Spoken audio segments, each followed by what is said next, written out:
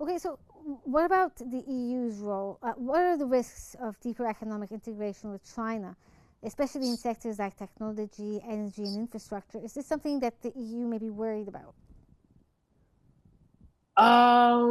Yes. United States is always emphasizing the so-called technology transfer, infiltration for stealing the technology from the American so secret technology, sensitive technologies and powers and whatever. And it is, of course, it is also a problem for the European Union.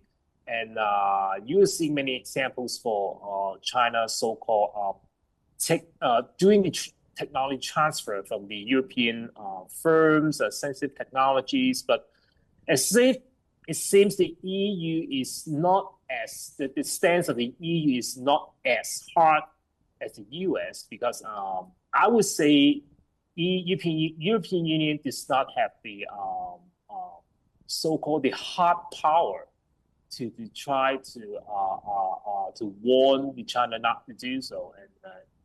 And European Union is not as strong as the US to try to so-called call off the China not to do so. So I would say European Union is still okay, keep a distance with China, but at the same time, EU does not want to break its relations with China. Unlike the US, you're seeing now US is already just already on its relations with China is going to even this between China and US is we are seeing is the need embargo, but it is not the same case between China and the European Union.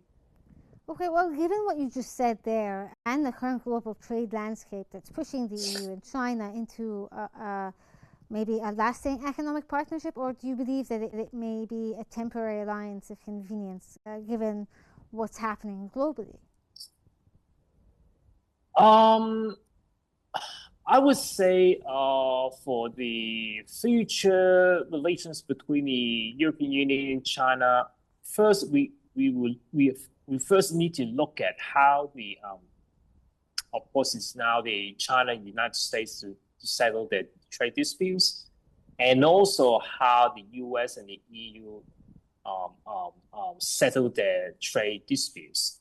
And then by after these two so-called instances, after these two negotiations, and then we will see a much more clear picture between the European and China because the EU-China relations is just I would say a dependent factor. The independent factor or the deciding factor is the China and US, also the EU and US, and the Yes. EU and China is I would say more dependent on these two rounds of negotiations.